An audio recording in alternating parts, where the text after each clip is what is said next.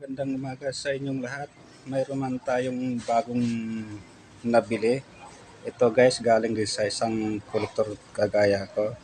At salamat naman sa kolektor na yun na binibinta sa akin yung quiz niya. At wala pa akong ganitong klaseng quiz na ganitong bit.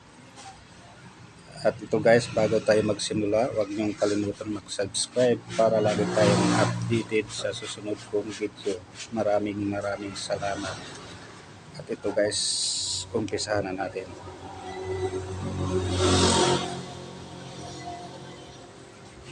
Ito guys,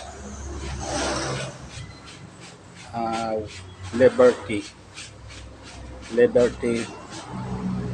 $1 in God with Trust 1926.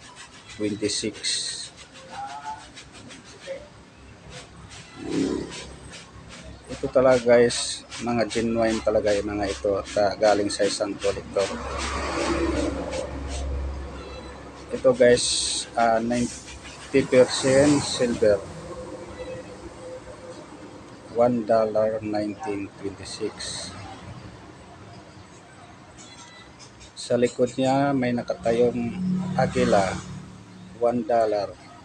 May nakasulat na United States of America, gawa sa silver. Ito guys, yung diameter nito is 38.1 mm. Ang lapad niya naman 1.500 inches.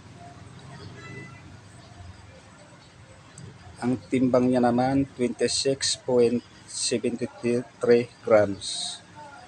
26.73 grams. Peace dollar 1926. Okay, next tayo.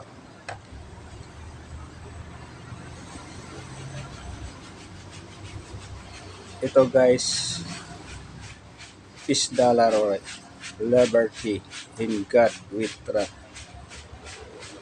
1925. Diameter nito guys is 38.1. Ang lapad niya 1.5 inches. Ang timbang niya 26.73 grams. 1925. Mga ganitong klaseng coins guys talagang binibili ko talaga. Kung mayroon man kayong ganito, comment lang kayo sa baba at bibilihin ko. Kung taga saan man kayo, baka sakaling malapit dito sa amin, Pangasinan, Sual, pwede kitang puntahan. Basta ganitong klaseng coins, genuine, silver, United States of America, $1. Basta mga ganitong date, yun guys aking kinukuha. Pag-usapan natin yung presyo kung magkano. Ito guys, medyo mataas ang kuha ko dahil galing to sa isang kolektor kagaya ko. Okay, next tayo. At ito naman guys, ito ang pinakamahal sa ngayon.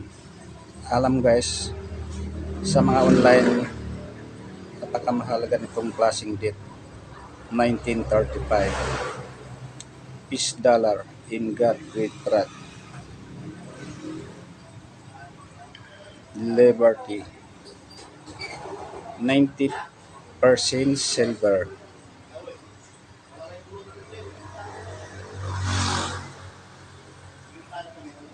Yung diameter naman nito guys, parehas lang 38.1 mm.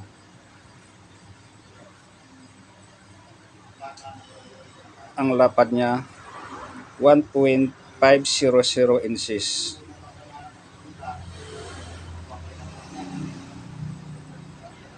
Mga genuine talaga ito guys, talagang binili ko galing sa kolektor kaya medyo mataas talaga ang pagkabili ko. 1935 peace dollar. Yung timbang naman nito guys 26.73 grams.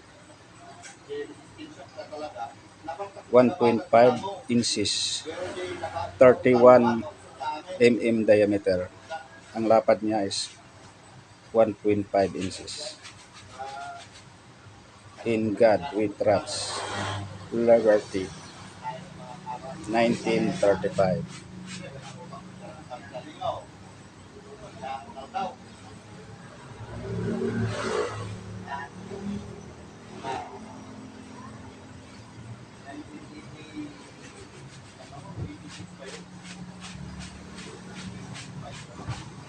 Pag mga ganitong klaseng deck guys, talagang hindi ko tinatanggihan, talagang binibili ko. Basta magandang kondisyon. Pag-usapan natin yung presyo. Basta mga $1, piece dollar, $1 United States of America. Basta ganitong date 1935. Hanggang ngayon patuloy pa rin akong bumibili sa mga ganitong klaseng date at mga silver. Silver man o gold queens, yun po ay aking binibili.